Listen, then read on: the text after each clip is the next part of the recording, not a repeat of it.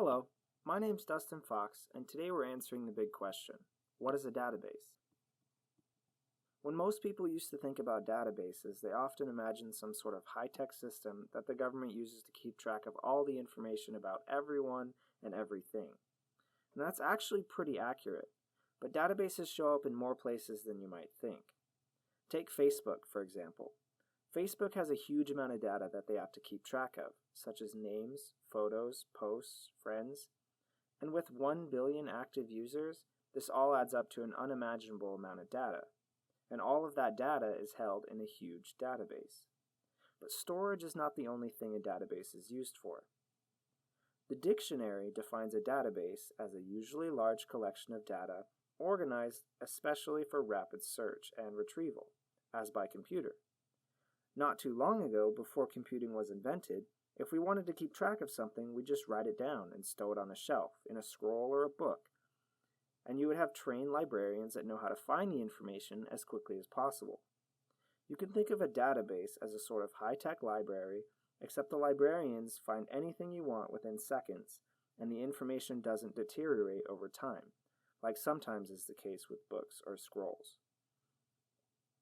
Databases are actually just a bunch of clusters of data called tables that are interrelated in some way that makes it efficient to access and search through them.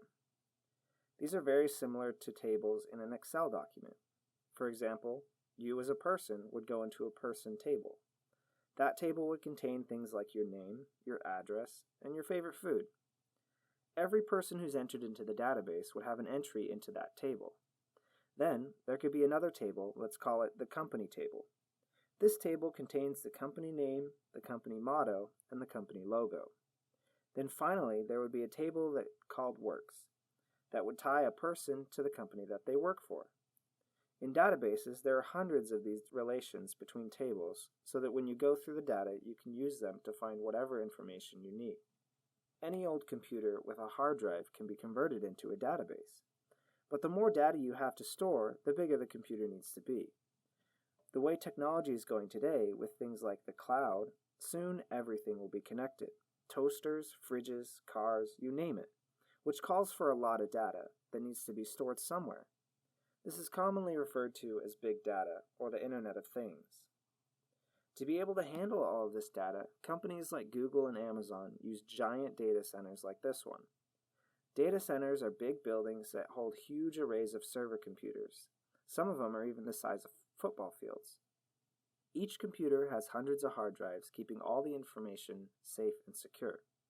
Most of these locations are under high security because often databases that big hold a lot of really important and sensitive information. So as you can see, databases are how we store massive amounts of information in the modern age. And this information can be accessed quickly and easily for all the demanding applications we have today and for the future. So next time you log into Facebook to share your favorite cat videos, you can thank databases for making it all possible.